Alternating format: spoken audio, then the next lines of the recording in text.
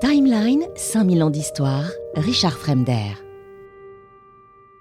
Sa mort aurait pu clore définitivement son histoire. Elle avait que 19 ans, comme je vous ai dit, mais en vérité, sa vie ne fait que commencer. Parce que dès son apparition, Jeanne est un personnage double quand même. Vous avez bien compris, à la fois une jeune femme bien réelle que les archives nous montrent dans sa famille, à Orléans, à Reims, au procès de Rouen, etc. Et déjà une figure mythique sur laquelle chaque camp projette ses rêves, ses peurs et même ses fantasmes. Il faut savoir qu'avant même son arrivée auprès de Charles VII, vous avez des rumeurs quand même qui circulent. Dans une France bouleversée par la guerre de 100 ans, le peuple attend un signe de Dieu. Depuis des décennies, des prophétesses, comme je vous disais, annoncent la venue d'une vierge qui délivrera le royaume. C'est une vieille légende, enracinée dans les mentalités de l'époque. Tout ça s'inspire de la Bible. Dieu choisit souvent ses messagers, vous savez, parmi les plus humbles, les bergers, les pauvres, et évidemment aussi dans les traditions médiévales.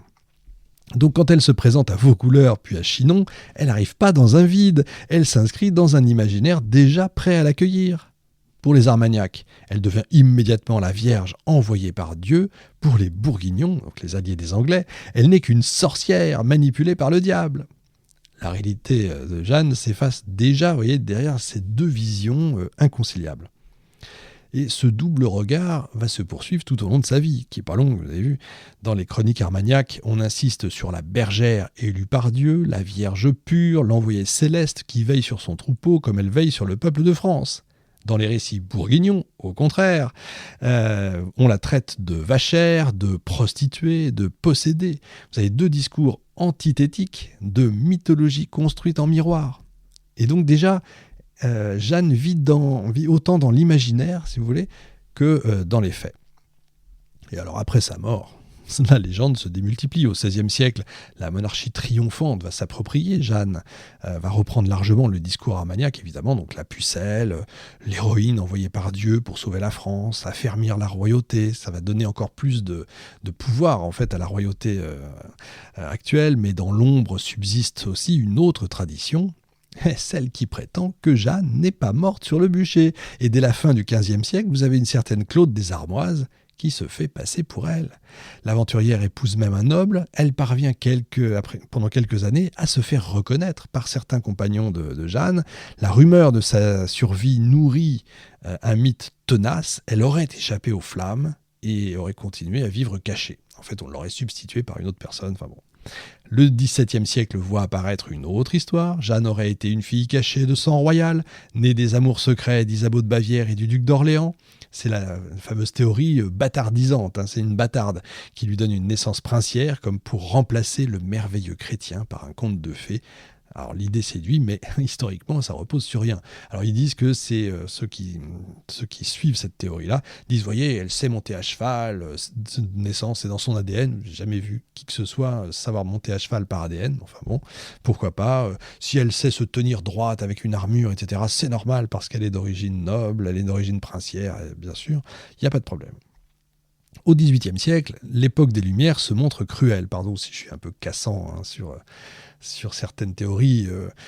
Chacun pense et croit ce qu'il a envie de croire. J'ai aucun problème avec ça, mais parfois c'est un peu tiré par les cheveux.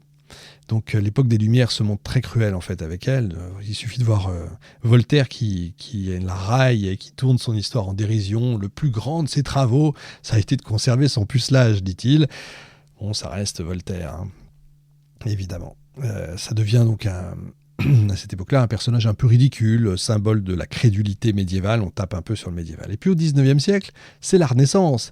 Michelet en fait l'incarnation de la nation française. La plus pure figure du peuple, écrit-il. Pour lui, Jeanne n'est plus seulement une sainte, elle est la France elle-même, humble, héroïque.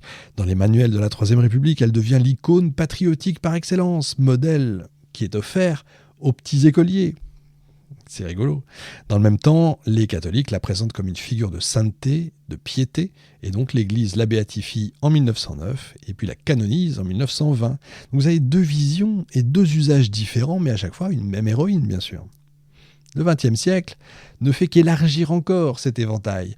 Jeanne devient tour à tour figure de propagande, symbole d'unité nationale pendant la Grande Guerre, puis objet de récupération politique. À gauche comme à droite, on revendique son héritage. Après 1945, c'est l'extrême droite qui s'en empare. Le Front National en fait une héroïne de l'identité française, mais aussi elle est revendiquée par les féministes comme la première femme à avoir défié les codes de son temps, ce qui est complètement idiot puisqu'il y en a eu d'autres. Enfin, les mythes modernes viennent s'ajouter aux anciens. Survivante cachée, comme je le disais, fille illégitime de roi, manipulation franciscaine, complots divers, jusqu'aux interprétations les plus fantaisistes, parfois proches de romans ésotériques. Plus récemment, on a cru retrouver ces reliques qui se révèlent n'être qu'une momie égyptienne, donc il faut imaginer ça. La preuve que Jeanne, 5 siècles quand même après sa mort, continue d'alimenter l'imaginaire collectif, et puis là j'en fais des caisses, donc vous voyez, ça continue. Parce que c'est bien ça qu'il faut retenir finalement. Jeanne a toujours été un mythe vivant, changeant, réinventé au fil des siècles. On n'y était pas, on ne peut pas savoir. Il y a des choses qu'on ne sait pas, il y a des choses qu'on imagine, et c'est pas toujours vrai. Il y a des choses qu'on aimerait, mais qui sont que des fantasmes. Dans ses premiers pas à Orléans, c'est déjà une prophétesse ou une sorcière. Elle est vierge élue ou putain manipulée. Beaucoup pensent qu'elle aurait été manipulée. Une sorte de... c'est intéressant, vous avez si vous voulez, vous pouvez lire, je crois que c'est l'affaire Jeanne d'Arc, Marcel Gay, je crois, de son nom.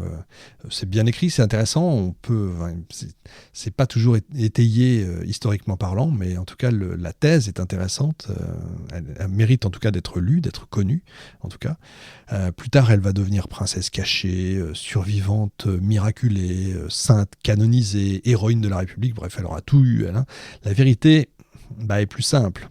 Bon, une fille du peuple, il faut voir quel peuple, quand même assez aisé, portée par une conviction inébranlable, qui va changer le cours de la guerre, oui, qui est morte sur un bûcher à 19 ans, très certainement, mais parfois, les mythes comptent autant que les faits, parce qu'ils révèlent non seulement ce qu'a été Jeanne, mais aussi ce que les hommes, je parle des êtres humains, ont voulu voir en elle.